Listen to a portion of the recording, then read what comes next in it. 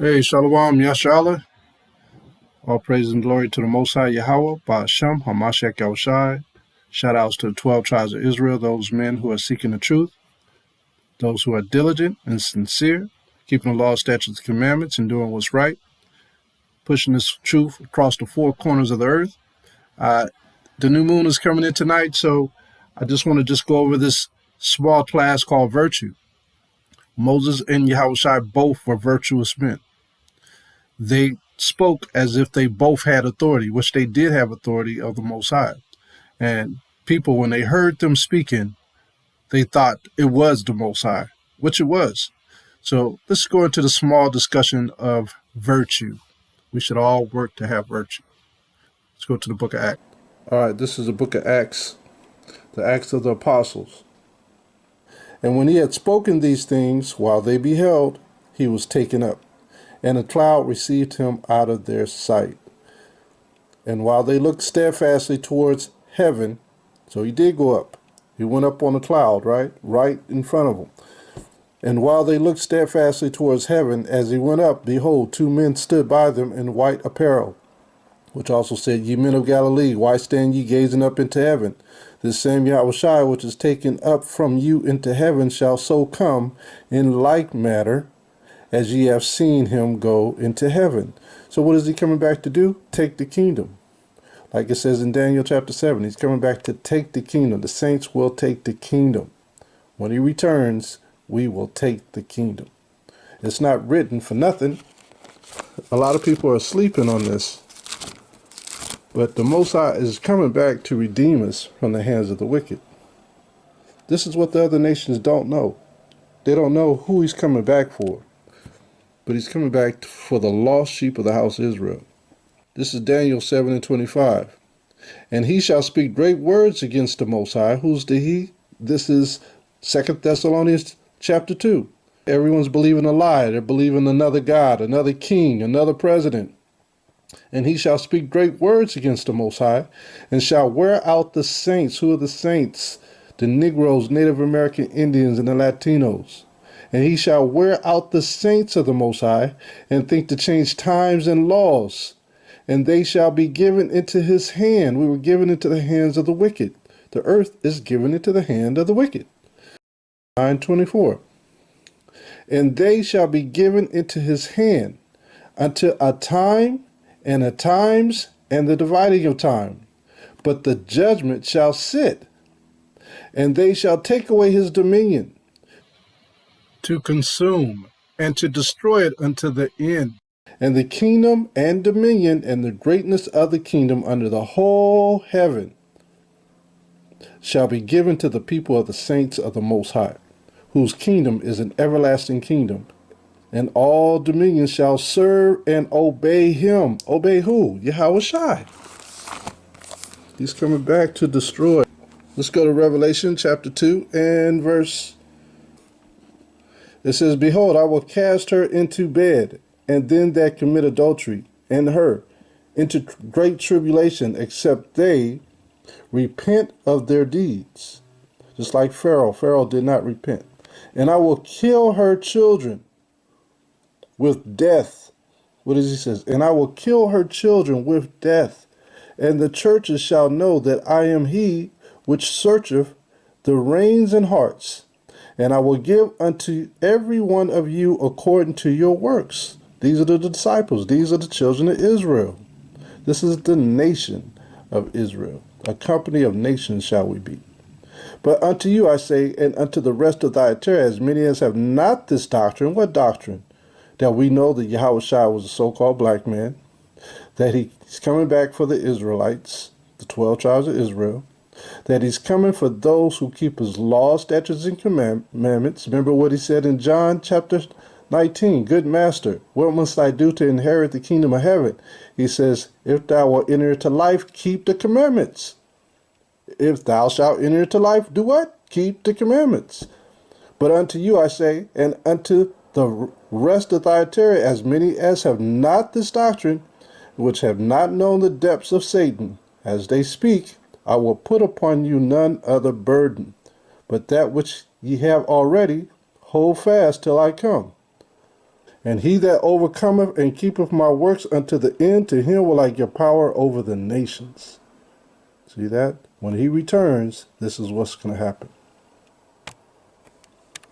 What are his words? Keeping of the commandments. And he shall rule them with a rod of iron, as the vessels of a potter shall they be broken to shivers, even as I received of my father. Now Moses received the law, statutes, and commandments. We were just reading in the book of Acts that he was taken up in a cloud, right? Where is it at? Acts. And when he had spoken these things, while they beheld, he was taken up, and a cloud received him out of their sight. Well, what happened to Moses? Because we heard in the book of Jude, it talks about that Satan and the angel were arguing over the body of Moses. And let's go to Jude chapter 1, verse 9.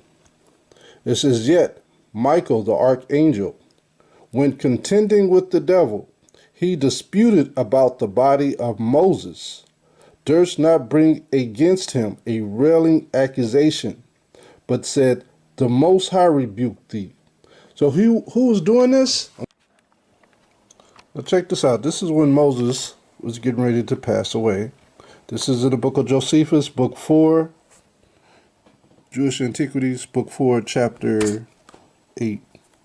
We're going to go on to 48 right here. It says, When Moses had spoken thus at the end of his life, and had foretold what would befall to every one of their tribes afterward, with the addition of a blessing to them, the multitude fell into tears, insomuch that even the women, by beating their breasts, showed the deep concern they had when he was about to die. The children also lamented still more, as not able to contain their grief, and thereby declared that even at their age they were sensible of his virtue and mighty deeds. And truly there seemed to be a strife between the young and the old, who should most grieve for him. The old grieved because they knew what a careful protector they were to be deprived of, and so lamented their future. Page 164. Lamented their future state, but the young grieved not only for that, but also because it so happened that they were to be left by him before they had well tasted of his virtue. They wanted to get to know Moses and learn of his virtue. Who could find a virtuous wife? It's the same thing with the men. What is your virtue? Are you obedient? Are you sincere? Are you meek in your spirit? It says, Now one may make a guess at the access of this sorrow and lamentation of the multitude from what happened to the lawgiver himself. For although he was always persuaded that he ought not to be cast down at the approach of death, since the undergoing it was agreeable to the will of the Most High and the law of nature, yet what the people did so overbore him, that he wept himself. Now as he went from there to the place where he was to vanish out of their sight, they all followed after him, weeping. But Moses beckoned with his hand to those that were farther from him, and directed them, Stay behind and quiet, while he exhorted those that were near to him, that they would not render his departure so lamentable. Whereupon they thought they ought to grant him that favor, to let him depart according as he himself desired. So they restrained themselves, though weeping still towards one another. All those who accompanied him were the Senate, Eleazar the high priest, and Joshua their commander. So he selected only those of dignity, those who were choice men, to walk with him to the spot where he was going to be taken up. But it's the same thing as you saw everyone weeping and crying, because he knew the time of his death. He knew it was time for him to retreat into the area of his death. And when you look at the prophecy of Yahawashi, when he was talking with Peter, if you go to Matthew 16:21, it says, From that time forth began Yahawashi to show unto his disciples how that he must go unto Jerusalem and suffer many things of the elders and chief priests and scribes, and be killed, and be raised again the third day. Then Peter took him and began to rebuke him, saying, Be it far from thee, HAMASHAYACH, this shall not be unto you. But he turned and said unto Peter, Get thee behind me, Satan. See, he even called Peter Satan. So when you read Book of Jude, the ones who were coming with that railing accusation was the Israelites. They didn't want Moses to leave. He was telling them, it's time for me to go. I've done my part. Now it's time for y'all to step up and have the virtue that I once had. And so this is what's going on with this whole segment on Moses. The same way he went is the same way Yahawashi went, and Peter didn't want him to go. So Satan jumped into him. Just like the children of Israel, Satan jumped into them. So when you go to the book of Jude, it says, and Satan having a railing accusation. Yeah, that's why when you go to Jude chapter 1, verse 9, it was Michael, the archangel, who contended with the devil. He disputed about the body of Moses because he was bringing railing accusations through the people. He was utilizing the people to bring these railing accusations. You don't have to go now. You don't have to listen to what you've been hearing. You don't have to go. But Moses knew the will of the Father. So that's why the angel rebuked him at the least of the curses. Let's go back to Flavius Josephus. It says, all those who accompanied him were the Senate, and Eleazar, the high priest, and Joshua, the commander. Now, as soon as they were come to the mountain called Abarium, which is a very high mountain situated near to Jericho, and one that affords to such as are upon it a view of the greatest part of the excellent land of Canaan, he dismissed the Senate, and as he was going to embrace Eleazar and Joshua, and was still discoursing with them, check this out, a cloud stood over him suddenly, just like Yahawashi in the book of Acts chapter 1. A cloud stood over him suddenly. What is that cloud? A chariot, a so-called UFO. A cloud stood over him suddenly, and he disappeared in a certain valley, although he wrote in the holy books that he died, which was done out of fear, lest they should venture to say that because of his extraordinary virtue, he went to the Most High. You see that? They're trying to say, based on his personality of the virtue with the Father, being his friend, like Abraham, he took them. They didn't want that in the record books. But Moses got taken up just like Enoch. He got taken up just like Yahawashi. But Yahawashi was the first one to do it in a resurrected form. Now Moses lived in all 120 years. I want to read this part because it's going to say a lot about Moses' personality. We already know he's a meek man. But let's read on. A third part of which time less 1 month he was the people's ruler, and he died on the last month of the year, which was called by the Macedonians Distris. So we're coming up on that time now, right? The last day of the year, the last month of the year, that's soon. The new moon comes in. But by us on the first day of the month, he was one that exceeded all men that ever were in understanding, and made the best use of what that understanding suggested to him. He had a very graceful way of speaking and addressing himself to the multitude. And as to his other qualifications, he had such a full command of his passions, as if he hardly had any such in his soul, and only knew them by their names. How about that? Those passions that you fight with, those sins of yours that you fight with on a day-to-day basis, Moses was able to totally control all of his passions. He had no weaknesses with his passions or with his former sins.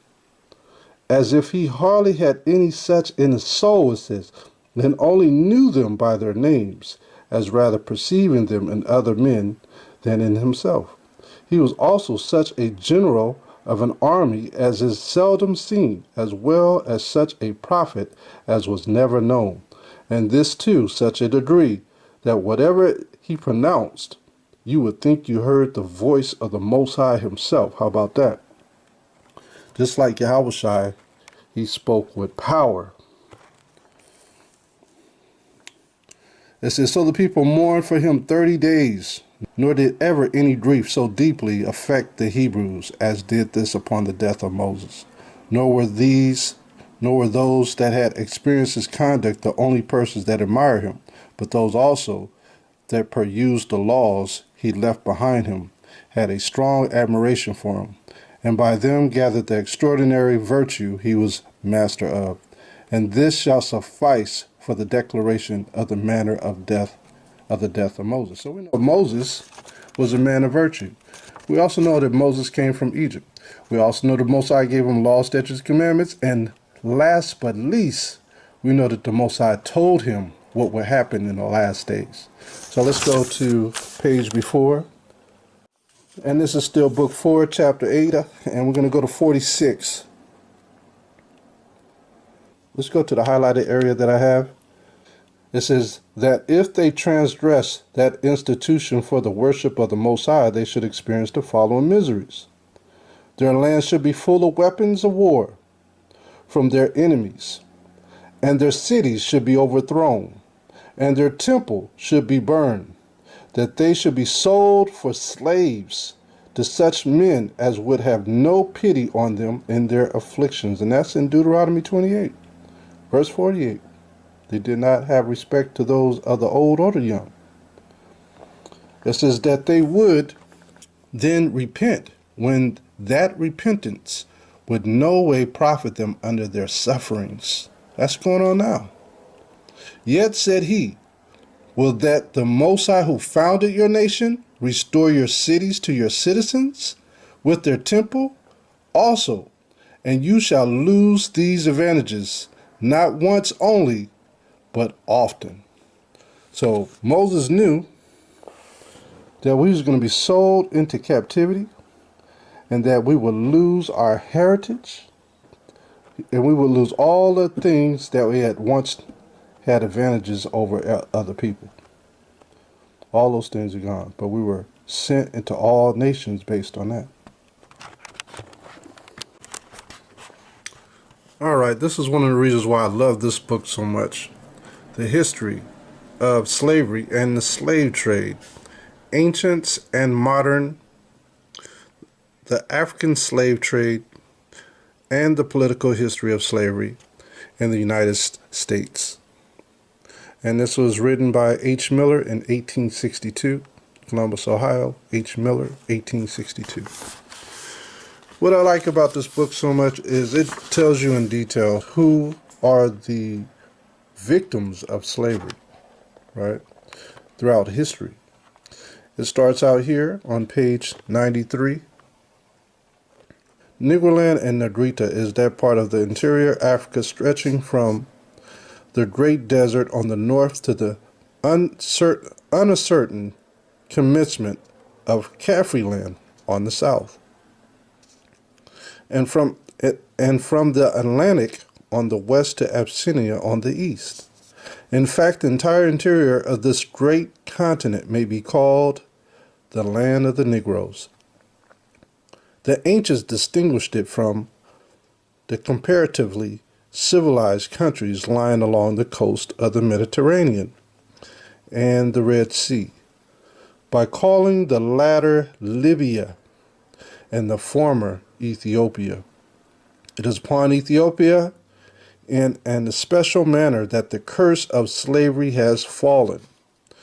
Ethiopia was also known as Africa. At first, it bore but a share of the burden. Britons and Scythians were the fellow slaves of the Ethiopians. These are black Britons and these are black Scythians. Remember what we started out with, Negroland. But at last, all the other nations of the earth seemed to conspire against the Negro.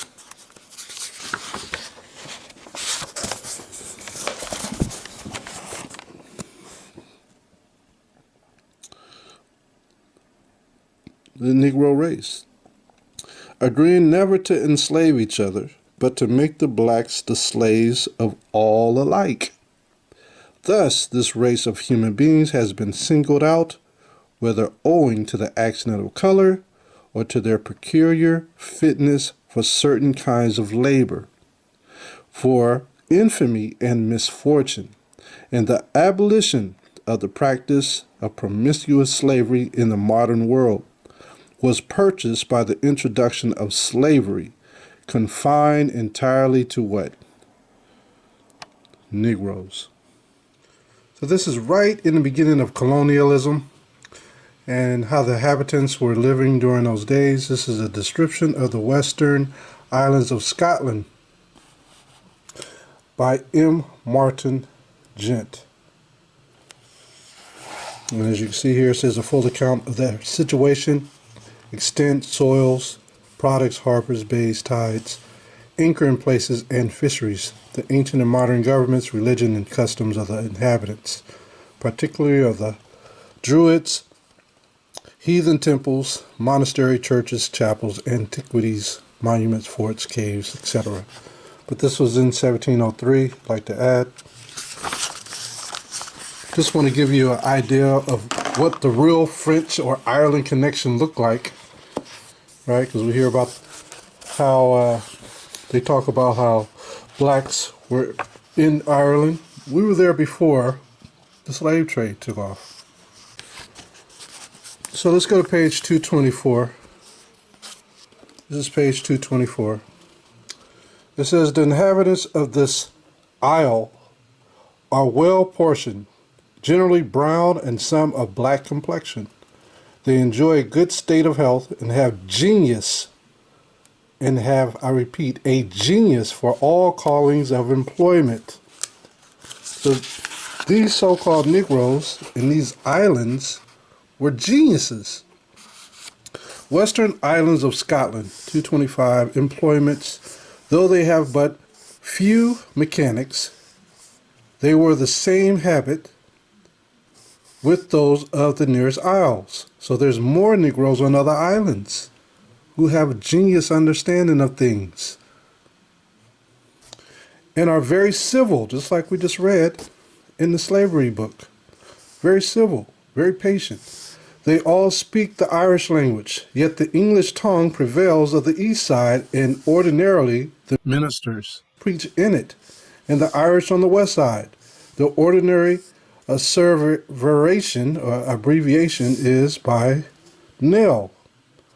For I did not hear any oath in the island. They didn't make oaths. The nations and tribes of Negroes in Africa, who thus ultimately became the universal prey of who?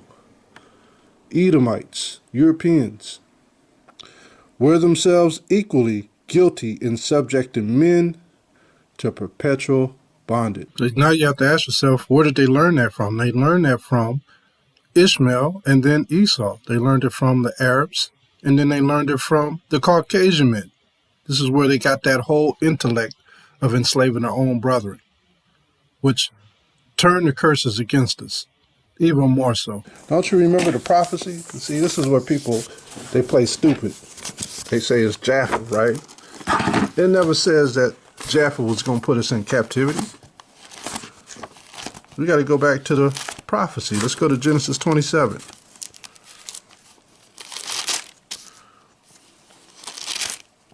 Genesis 27. Esau's the one that's always wanted to kill us, Jacob. Let's start at the highlighted version. This is verse 38. And Esau said, this is after he received the blessing, Jacob, and then Esau had no blessing. His blessing was different from Jacob's. And Esau said unto his father, hast thou but one blessing, my father? Bless me, even me also, O my father. And Esau lifted up his voice and wept. And Isaac his father answered and said unto him, behold, thy dwelling shall be the fatness of the earth, and the dew of heaven from above. The dew is the best, choicest pieces of the land, the dew of heaven. And by thy sword shalt thou live, and shall serve thy brother. So he served us for a little bit. And it shall come to pass when thou shalt have the dominion, that thou shalt break his yoke from off thy neck. And Esau hated Jacob because of the blessing. So he's always hated us. Wherewith his father blessed him. How did he bless him? With the sword. And Esau said in his heart, the days of mourning for my father are at hand. Then will I slay my brother Jacob. So did he do that? Yeah, he's been slaying us forever. Nothing has changed. And that's why in Malachi chapter 1, the Most High says the people of his indignation forever. The people of his indignation forever. And when we go over here, what we was just reading, let's go back. We were on page 94 of this book, and let's drop down here, where it starts with from. It reads, from Carthage and Egypt again, these Negroes would be exported into different countries of southern Europe. And a stray Negro might even find his way into the more northern regions. Stray Negro. That's going into the northern regions of Ireland, right? We had a lot of Levites up there. They were called the Druids, right? They strayed all the way up into the northern regions, Britain, Ireland, Russia. They seem always to have been valued for their patience, their mild temper, and their extraordinary power of endurance. And for many purposes, Negro slaves would be preferred by their Roman masters to all others, even to the shaggy, scowling Picts. But though it is quite certain that Negroes were used as slaves in ancient Europe, still the Negro never came to enjoy that miserable preeminence which later times have assigned to him, treating him as the born drudge of the human family. See that? So they've always had us in captivity. Let's see here. For all of the Edomites who don't believe that we were stolen, that we came over here on our own free will, let's read the last paragraph. The Portuguese were the first to set the example of stealing Negroes. That goes into the law. The Portuguese were the first to set the example of stealing Negroes. They were the first to become acquainted with Africa. Till the 15th century, no part of Africa was known except the chain of countries on the coast of the Mediterranean and the Red Sea, beginning with Morocco and ending with Abyssinia and the adjoining desert. The Arab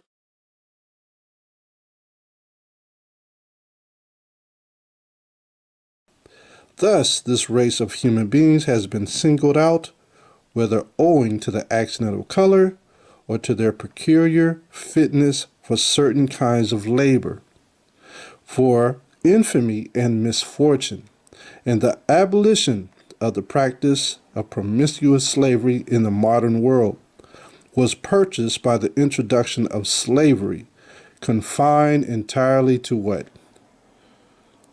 Negroes. So now you should see all the false religions that have been introduced to us in this place called Mystery Babylon, in this place called America.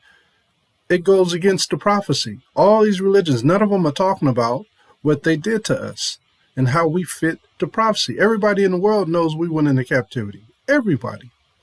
Everyone in every country. We fit the prophecy hand in glove.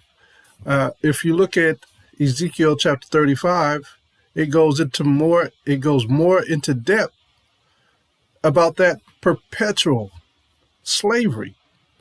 Let's read it. Ezekiel 35:1. Moreover, the word of the Most High came unto me, saying, Son of man, set thy face against Mount Seir. Who's in Mount Seir? Esau. Esau took that place and made it his. Mount Seir. Seir means straight hair. It's in reflection of what Esau is, Mount Seir. This is his capital besides Basra. Basra is another capital of his, but Mount Seir was the first capital. It says, Son of man, set thy face against Mount Seir, and prophesy against it, and say unto it, Thus saith the Most High of hosts, Behold, O Mount Seir, I am against you, and I will stretch out my hand against you, and I will make thee most desolate. This is what they said about our places of habitation. They pointed their finger and said, we're going to put all these people in slavery. just like our prophets was doing them, with the prophecy of what's going to happen to them. I will lay the cities waste, and thou shalt be desolate, and thou shalt know that I am the Most High, because thou hast had a what? A perpetual hatred, just like perpetual slavery. They had a perpetual hatred for us, a love-hate relationship with us. They love the things we create, but they hate how we look and what we do. Because thou hast had a perpetual hatred and hast shed the blood of the children of Israel by the force of the sword in the time of their calamity. They did that during the Atlantic slave trade. They did that in 1492 here in the northern and southern and central Americas. And it says, because thou hast had a perpetual hatred and hast shed the blood of the children of Israel by the force of the sword in the time of their calamity, in the time that their iniquity had an end. Therefore, as I live, saith the Most High of hosts, he's swearing, I will prepare thee unto blood, and blood shall pursue you, sith thou hast not hated blood, even blood shall pursue you. So he's saying, what you did to them is coming back on you. That's going into Revelation 13:9. He that leadeth into captivity shall go into captivity. We didn't voluntarily go with him. He stole us, just like it said in the book. And there's also a law against that in the Bible. Let's look at it. Hey. You can't forget Exodus 21:16. Let's get that. Exodus 21:16 about stealing a man. And he that stealeth a man and selleth him, or if he be found in his hand, he shall surely be put to death. So the Portuguese right there, in titled words, they were stealing Negroes. They testified to the fact that they stole Negroes and all the other countries that came after them. So the Dutches, the British, the Spaniards, all these different people stole Negroes. So it says again, and he that stealeth a man and selleth him, or if he be found in his hand, we're still in the hand of the wicked. The earth is given into the hands of the wicked. He shall surely be put to death. They say, oh, well, this is not Christianity. Well, this is the scriptures. This is the prophecy of the Bible. These are the law, statutes, and commandments of the Bible. This is the stuff that's going to happen. He's coming back. He said he's coming back to do what? Put to death the children. We read that in Revelation chapter 2. He's coming to put to death. Let's go there again. Revelation chapter 2. I mean, I could go to Isaiah 14, but this is good enough. Revelation chapter 2. In Revelation chapter 2 and 23, again, he says, and I will kill her children with death, and all the churches shall know that I am he which searcheth the reins and hearts, and I will give unto every one of you according to your works. So he's telling you he's coming back to destroy those who stole us. And to all of those of the Israelites who think that this man that stole us is our God. He's not our God. Stop looking up to him as a hero. This nation cannot save us. Only the Most High Yahawah. Our God is a righteous power. Let's go to the book of Daniel. Let's find out what he looks like. I mean, we have to always touch on this because our people have amnesia. They have a short-term memory. This is Daniel chapter 7. Let's go to Daniel chapter 7 and 9. Daniel chapter 7 and 9. I beheld till the thrones were cast down, and the Ancient of Days did sit, whose garment was white as snow, and that, what? Hair of his head like the pure wool. His throne was like the fiery flame, and his wheels as a burning fire. Just talking about the Most High, the Ancient of Days. The book of Revelation. Revelation chapter 1 verse 1. The revelation of Yahawashi HAMASHAYACH, which the Most High gave unto him to show unto his servants the things which shall shortly come to pass. And he sent and signified it by his angel unto his servant Yachanan, John. Let's drop down to 13. And in the midst of the 7 candlesticks, one like the Son of Man, clothed with the garment down to the foot, and girt about the paps with a golden girdle. His head and his hairs were white like wool, just like his pops. just like his father, as white as snow, and his eyes were as a flame of fire. So he had the pure wool, and his eyes were like lightning, like a flame of fire, it says here. And his feet like unto fine brass, polished brass, as if they burned in a furnace, and his voice as the sound of many waters. So his feet were like polished brass burned in a furnace. That's dark skin. That's darker than me. See how dark I am? I'm bronze. That's darker than me. Right? So he was burnt. It's like he was burnt in a furnace. Now check this out. This is a book called The Jews in the Canary Islands, being a calendar of Jewish cases extracted from the records of the Canarite Inquisition of the collection of the Marquis of Butte. Where's Canary Islands? The Canary Islands is on the west part of Africa. It's a little island on the west of Africa. Let's go to page 109. Page 109. I'm going to drop down to the middle here. 3rd November 1580. Let's go here. It reads, now these are about the Jews all over in the Canary Islands. These are the converted Jews, and these are converted Christians, and these are actual Jews. Now it says here, a witness summoned to give evidence in the above case states that a certain Portuguese, being angry with the said Rodriguez, said, "Out of my sight, burnt Jew." Out of my sight, burnt Jew, meaning this was a black man, polished bronze. Witness has heard of this incident of the scourging of the crucifix by the Father. So they called this Jew a burnt Jew.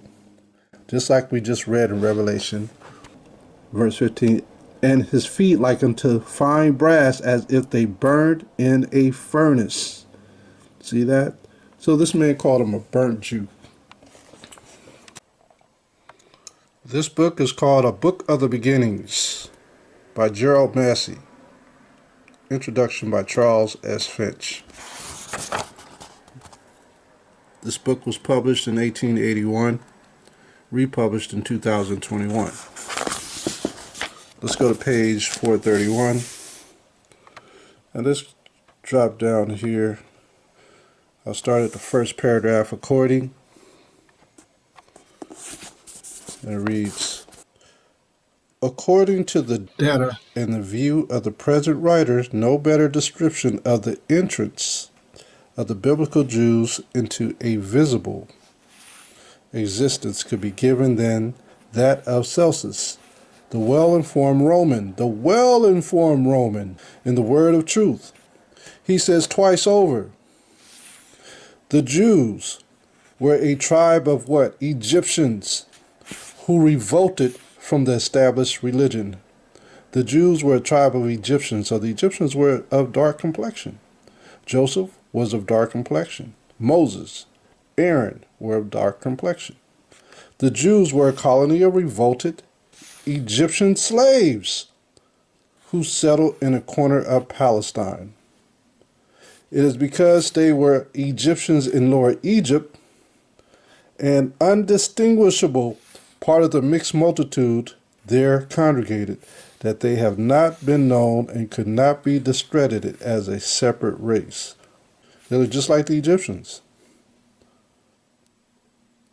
It says they were identical in religion with the Shushan, Har, and the Sut Typhonians within Egypt, with the Kitta of Syria, the Phoenicians, the Judeans of Ethiopia, the Judeans of Crete, the Jews of Hus of Cornwall, the Ionians, the Yavanas, the Kavanas of Greece and India. Let's go over here. Let's go to page 432. And let's drop down. The missionary, Dr. Buchanan, records in the travels in India that he himself found 65 different settlements of black Jews in where? India. These belong to the earliest, or Camry, coming from Egypt. They had gone forth, Camry is Ham, or Ham. They had gone forth wearing the color of Ham, the color of the black ass-headed Sut, and therefore of Jew, and kept it. They must have been indefinitely older than the Pentateuch, which is our scriptures, and consequently were found to be without the 5 books of the Jews. The cloud of mystery that overshadows their origin is partly due to the darkness of those progenitors whom the Jews were not proud to acknowledge. Talking about the Jewish people, were not proud to acknowledge that these people were actual Jews. So there you have it. I brought out some scriptures regarding Moses and Yahawashi, some historical proof showing you how our people were. Virtue was very important to our people, to our leaders, something that we have all seemed to have not witnessed during this time and age. But some of us still have virtue. Some of us are still following the scriptures and believe wholeheartedly that we are the Israelites, that we are the Judeans, the people of the book, the ancient people of Israel, and we have the virtue to continue to go forward. We have a lot of understanding during this day and age regarding who we are as a people. We are ignored, we are pushed in the corner, but with this knowledge and truth, it does not discourage us. We are getting to the people one by one. Every day I'm speaking to somebody about this truth. Every single day, though it may not be on camera, I'm speaking to somebody about this truth. I'm giving out flyers, talking to people. The brothers along with me are doing the same thing. We're all over the place, scattering this truth. So that's the blessing of this truth. Once you have it, you never let go of it. Never let go, never give up, never go back to where you came from. Now it's time to move forward. We are ushering in the coming of the HAMASHAYACH. And when he returns, he will have your reward in hand if you are diligent, if you believe, if you are keeping the law, statutes, commandments, if you have the faith. Most importantly, if you repent, you will get your reward. Stay diligent, brothers and sisters. With that, I'm going to say shalom. This is the word of the Lord of hosts. I took you from the pastures and from following the sheep to be prince over my people Israel. I have been with you wherever you have gone and have destroyed all the enemies in your path. I will make you a great name among the great ones of the earth. I will assign a place for my people in Israel. There I will plant them, and they shall dwell in their own land.